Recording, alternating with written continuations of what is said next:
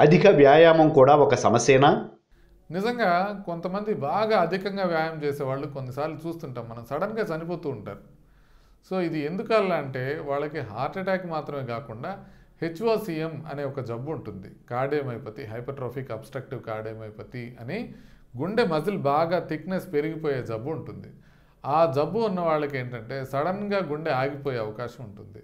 So హెచ్ఓసిఎం ఉన్నవాళ్ళు ఏంటంటే బాగా ఎక్కువ కష్టపడి పని చేయకూడదు, బాగా ఎక్కువ కష్టపడి ఎక్సర్సైజ్ చేయకూడదు, వాళ్ళు కొంత లిమిట్స్లో ఉండాలి.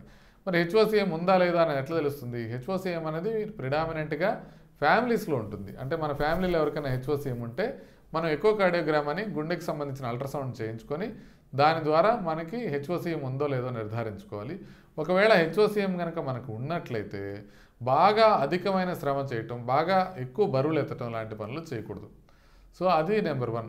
రెండోది, మామూలుగా ఎక్సర్సైజ్ చేసే వాళ్ళకి హెచ్ఓసిఎం లేకుండా హార్ట్ అటాక్స్ రావచ్చునా అంటే రావచ్చును. ఇప్పుడు ఏమీ అలవాటు లేకుండా సడన్గా ఒకరోజు వచ్చి మనం మ్యారథాన్ పరిగెత్తే అవకాశం ఉంటే వాళ్ళకి హార్ట్ అటాక్లు ఇట్లాంటివి వచ్చే అవకాశం ఉంటుంది. ఎస్పెషల్లీ వాళ్ళకి రిస్క్ ఫ్యాక్టర్స్ ఉన్నాయనుకోండి, మనవాడికి బీపీ ఉంది, షుగర్ ఉంది, సిగరెట్లు తాగుతాడు, సడన్గా ఇవాళ వచ్చి మ్యారథాన్ పరిగెత్తాలంటే ఖచ్చితంగా రిస్క్ ఎక్కువగా ఉంటుంది. కాబట్టి 2 రకాలు, ఒకటి రిస్క్ ఫ్యాక్టర్స్ ఉన్నప్పుడు హార్ట్కి ముందే చెక్ చేయించుకోవటం, రెండోది బాగా హెవీ ఎక్సర్సైజ్ చేయాల్సిన అవసరం ఉన్నప్పుడు కానీ చేసే ఇంక్లినేషన్ ఉన్నప్పుడు కానివ్వండి, అది మనం గ్రాడ్యువల్గా పెంచుకోవాలి తప్ప ఒకేసారి మనం ఎక్కువగా చేయకూడదు. ఒకవేళ ఒకేసారి ఎక్కువగా చేయాల్సిన అవసరం వస్తే ముందే మనం పరీక్షలు చేసుకొని గుండెకి సంబంధించిన ప్రాబ్లమ్స్ ఉన్నాయో లేదో మనం చెక్ చేసుకోవాల్సిన అవసరం ఉంటుంది. కానీ మామూలుగా ఇన్ జనరల్ చెప్పాల్సింది ఏంటంటే వ్యాయామం వల్ల గుండె జబ్బు వచ్చే అవకాశం పెరగదు, వ్యాయామం చేయటం వల్ల గుండె జబ్బు వచ్చే అవకాశం తగ్గుతుంది. ఇప్పుడు హెచ్ఓసిఎం వలన లేదో బాగా రిస్క్ ఫ్యాక్టర్స్ అధికంగా ఉండేవాళ్ళు అధికంగా ఎక్సర్సైజ్ చేయొద్దు అని చెప్పడం వలన అసలు ఎక్సర్సైజ్ చేయటమే తగ్గించే అవకాశం ఉంది. కాబట్టి ఇది నేను క్లియర్గా చెప్పదలుచుకున్నాను. ఎక్సర్సైజ్ చేయటం వల్ల గుండె జబ్బు వచ్చే అవకాశం బాగా తగ్గుతుంది. కాబట్టి రోజు ఎక్సర్సైజ్ చేయాలి. సో ఎంత ఎక్సర్సైజ్ చేయాలి? రోజు వేగంగా నడవాలి, బ్రిస్క్ వాక్ అంటారు అనమాట. వేగంగా చెమటలు పట్టేటట్టు నడవాల్సిన అవసరం ఉంటుంది. ఎంతసేపు? 30 to 45 minutes.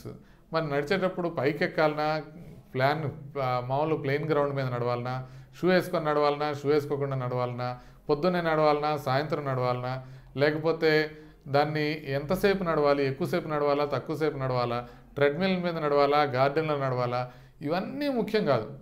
వాకింగ్కి సంబంధించినంత వరకు ఒకటే ఒక ముఖ్యమైన విషయం ఉంటుంది, అది కన్సిస్టెన్సీ. అంటే మీరు 365 రోజుల్లో 360 రోజులు నడుస్తున్నారా లేదా అనేది ఇంపార్టెంట్. రోజు నడిస్తే కొద్దిగా ఎక్కువసేపు నడిచినా, కొద్దిగా తక్కువసేపు నడిచినా, ట్రెడ్మిల్ మీద నడిచినా, షూ వేసుకుని నడిచినా, షూ వేసుకోకుండా నడిచినా, ఏమి నడిచినా మీరు రెగ్యులర్గా ఒకే ఎక్సర్సైజ్కి మీరు అలవాటు పడినట్లయితే మీకు హార్ట్ అటాక్ వచ్చే అవకాశం తక్కువగా ఉంటుంది. అలవాటు లేకుండా బాగా ఎక్కువ ఎక్సర్సైజ్ ఒకేసారి చేయటం మంచిది కాదు, కానీ రెగ్యులర్గా ఎక్సర్సైజ్ చేయటం అనేది చాలా మంచిది గుండెకి. అది అందరూ పాటించాల్సిన అవసరం ఉంది. Like and subscribe Eagle Health and Beauty.